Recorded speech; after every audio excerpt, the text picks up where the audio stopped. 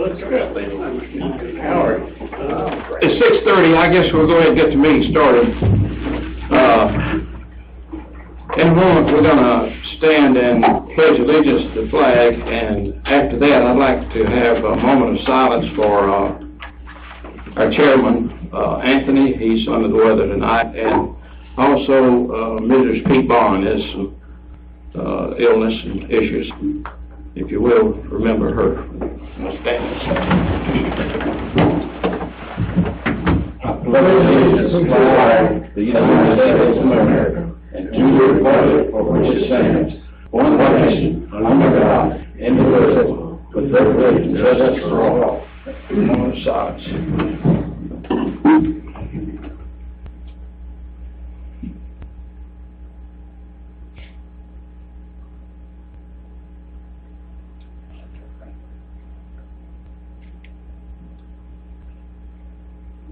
Amen.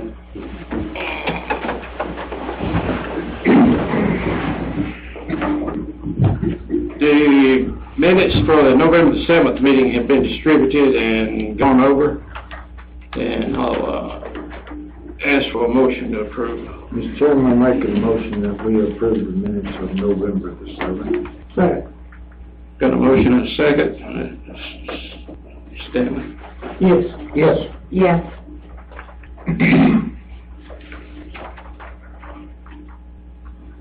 The chairman's report,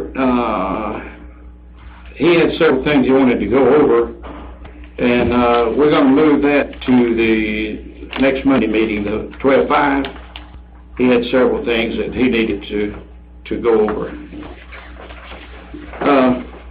Marvin, you got the test report? Thank you, Mr. Chairman. Fellow commissioners, you do have a report in front of you there. Hopefully, Madison County has got a lot of new homes being built in the county, and that's great because we got down where we didn't have any new homes to sell, so people want to come to the county, they can buy a home, and also some new development being considered, which is very unusual for Madison County since the recession. It seemed that we were much slower to recover than other counties, but thank goodness things is looking better out there now. The solar farm, they have come back and renewed their option on the property over there to put that 100 acres of solar panels in. And I talked to them, they said they were going to do it. It's just they're trying to work out all the details and the sale of energy and all this stuff. So hopefully that will come to pass. And the Georgia Renewable Power LLC over Colbert, they have installed a wood pellet factory over there. They're going to manufacture wood pellets, which very prominent and very in Europe. They had talked about using used wood, and that's not permitted in wood pellets in Europe. So, but the process they're doing, they say that it will qualify, so they can use some used wood in it along with regular timber and provide the pellets. So hopefully that will happen, and that'll be a good thing for the county. And then, of course, the power generation probably should start sometime early next year. They were supposed to be online generating in May of 2017. Of course, they're not going to make that deadline, and they're asking for an extension. They do have a contract with a power company to sell their energy, and a good contract on top of that. So hopefully they'll get granted that extension, and then they should be, it'll be a year or so sometime in mid-18, they should be coming online, excuse me, with the generation of that facility. So, and they are going to put new equipment in it instead of used. They talked about putting second-hand or used equipment they had bought from other power sources, and so they're going to put new equipment in there now, which will be worth more, which will help the taxes on it, and that's lower taxes to the county. So that's a good thing. We had a meeting about broadband. Most of the counties in the region were out there at the regional commission to talk about broadband communications. I think everybody in this area has the same problem with communications. It's not so good. So I don't know what's gonna be the outcome of it, but the regional commission's helping us, and hopefully we'll come up with some ideas of some of the things to be done, in the near future. The, Madison County High School, graduation rate is up to 90.9%, and we're one of the two counties in this region that has, over a 90% graduation rate. Now, there is some city school systems. Oconee County and Madison County are the only two county school systems that are above 90%. And I think that's great. We've come a long way. About 2000, 2001, too, we were about 60% graduation rate. It had been way down below that. I don't know exactly how low, but in the 50s, at 50 maybe even. So I think it's great. We've got nice facilities, and that'll bring good people to the county. A good school system certainly brings good people to the county. It's a fantastic improvement to go 30.9% since 2015, 16 years. The Briar Landing Canoe Launch is going to be bringing back the visitors and people to Madison County. And of course, they're doing a ribbon cutting, and I know that y'all got an invitation to that on the 30th, I believe. So that's be a great thing for the county. We have a place where people can put canoes and kayaks into the river and float down. And we're under the EPD has put us under a level 1 drought conditions. At the present time, a lot of us, I think there's 57 counties maybe in the state that's level 1, the rest of them is level 2 conditions. Level 1 is just, you can water between 4 p.m. and 10 a.m. in the morning. And then you've got some restrictions, but not to speak of anything that's serious. So I don't know how long this will last and when they will put us under a level 2, and probably some of the counties gonna get under level 3 if we don't get a lot of rain, and it'll take a while to fix that problem, I think. So a lot of people are out of water. There's a lot of cities in the state of Georgia that don't have water. They're getting from their neighboring counties or from somewhere, so that's a bad thing, but it happens. But we're in the level 1, Madison County is, and several of the counties, now you get down into Clark County and into the Oconee River area, and they're in level 2. But from in the Broad River, we're in the level 1 situation. A couple of things that we need the commission to do for us, we need the Board of Commissioners to approve the continuation of the TABT funds for 2017. This is something that when this TABT tax went into effect with the state, they didn't list authorities on that, so it's got to go in the general fund of the county, and then the county gives it out to us. So if we could get that approved for 2017, the commission wanted to do it annually, so we're asking for that. And also, since Tripp has been elected to the Vienna County Commission board, we're going to need someone to take his place in January. So the authority is suggesting that the commission board appoint Josh Chandler to fill that position in January when that comes up. So if y'all would take that into consideration, and you can do those two things for us, we need that done. Any questions? How do they make those wood pellets? Grind the wood and then? They take wood chips, what they make them out now, wood chips, and then they go through a process and condense everything down to a little bitty hard pellet that burns for a long time. A bucket full of them. What, they make them under pressure? Or yeah. Oh, yeah, yeah. Yeah, they're very high pressure. They're squeezed into a pellet.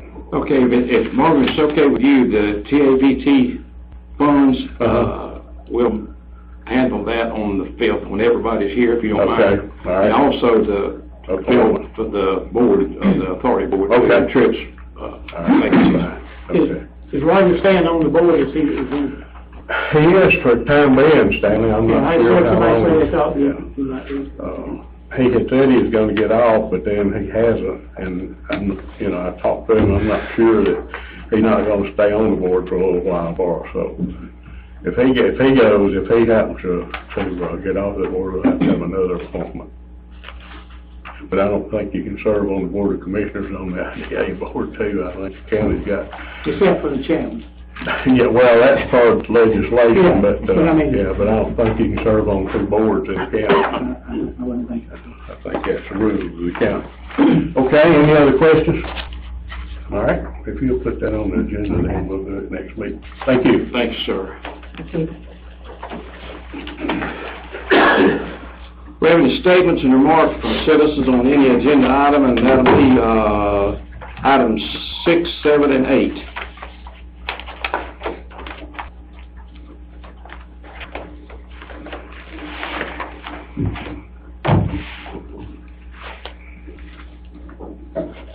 Okay, Mike, I'm gonna turn this over Okay. here. And I think you all have, did we get it to you in time to get it out to everybody? Okay. This is, responding to the need for, the recent need for a burn ban. Actually, the governor's office contacted ACCG and said, get word out to all your counties, to enact an immediate burn ban on the things the state doesn't regulate. They didn't know exactly what authority they were operating under to do that. So I looked at it, and ACCG's made several suggestions, including the one that I thought was, and actually I had come up with this before they really came out with it, but I think this is the best fit, is to put it under our local emergency section, and it just adds a list, adds an item to the chairman's list of emergency powers. And that would be to issue a prohibition on activities that create dangers to persons and or property under the circumstances of the emergency or disaster, and have those enforced like any other county ordinance. And examples would be prohibition on burning during times of fire danger, and prohibitions on outdoor watering during times of drought. So that is the proposal. Okay, is there any discussion on that?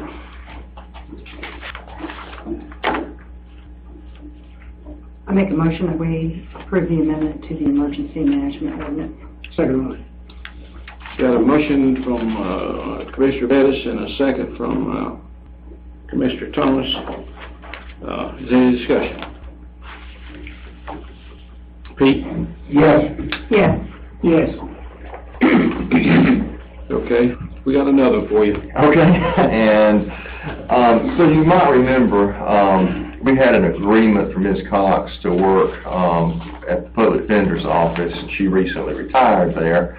So I have spoken with the Public Defender. The county's contribution towards her salary ended when she ended. He thinks he can get through the rest of the fiscal year with part-time receptionist, perhaps a grant-funded program he mentioned. As we talked about earlier, well, when this came up last year, other counties do want to look at the funding formula. So rather than have another side agreement, I suggested to Harvey, and he agreed that he could deal with it for the rest of this fiscal year, and we'll just address this when they do the new budget for the Public Defender's office, and that's usually in the spring, because they're on the fiscal year instead of a calendar year. So, no Isn't that action. just a part-time position there? Well, it was a full-time. He had funding for a part-time, and we kicked in some additional state funding for a part-time, and we kicked in additional to make it full-time.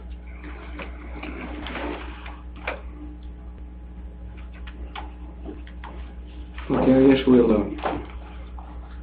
wait till everybody's here to act on that one. Yeah, well, I really don't need any action right now. Next year. We'll just take that up in the budget. So it's considered terminated. It's terminated, that's correct. Okay. That's correct. Very good, very good. Okay, we still got one more for you. All right, and I have done my best, and I think you have this too. You remember we had a fairly long discussion at the last meeting about the changes to the code of conduct for the recreation department. So I have really just boiled it down to 2 changes, I think, within the code of conduct. One is to change the formerly 1-year minimum for pushing or striking another person to any Anyone guilty of pushing or striking another player, coach, spectator, official, or staff will receive a minimum 3-week suspension from all county recreation department programs or facilities, and a second offense within a 5-year period will result in a minimum 1-year suspension. Then the next one is dealing with how appeals take place. And you remember Section 5B, which is not in here, says the Recreation Department directors who imposes these penalties. But then under the current code, it says it's appealed to the Board of Commissioners. The recommendation was to change that to the Rec Board. So now it says penalties extending beyond expulsion from the current game or event may be appealed to the Madison County Parks and Recreation Board, whose decision shall be final. And also clarifies how you make an appeal. An appeal must be made in writing and delivered to the Recreation Department within 24 hours of the imposition of the penalty by the Department Director. And on appeal, the Parks and Recreation Board may take action it deems appropriate, including lessening or increasing the period of suspension. Now, that's what I got from my notes and the minutes that the Rec Board gave us. If y'all remember other things, let me know. Is that cover everything you was talking about? I think pretty much covered it. Big issue was that first time offense. Right. Yeah. Do I have a motion? Mr. Chairman, I make a motion that we approve Recreation Department's suspension policy. Second. Motion from Commissioner Bond and a second from Commissioner Thomas. Any discussion? Commissioner Bettis? Yes. Yes. Yes. Okay. Okay, we got through this in a hurry. You're doing great. Any road updates? Anybody?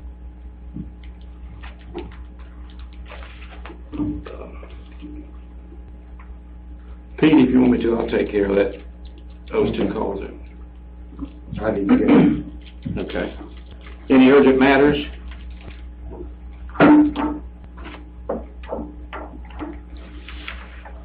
Okay, you want to review the December the 5th? Consider reappointment of Ralph McKay to the Board of Assessors. Consider reappointment of Dwayne Bruno to the Planning and Zoning Commission. Consider reappointment of Lamar Houston to the Planning and Zoning Commission. Consider 2017 beer and wine license application. Consider possible changes to Luke Rose. And consider Josh Chandler to fill vacant ID and BA position. And consider ID and BA's request for continuation of DAVT funds for 2017. You want to add the food bank request, or is that in the chairman's report?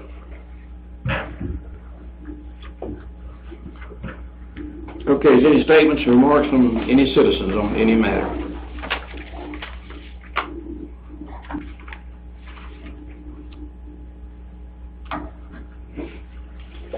Need executive session?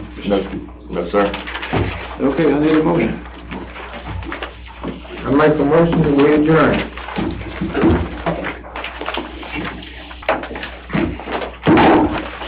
Motion and second, everybody in favor? Yes. Say aye. Aye. Oh, yeah, big man, hallelujah.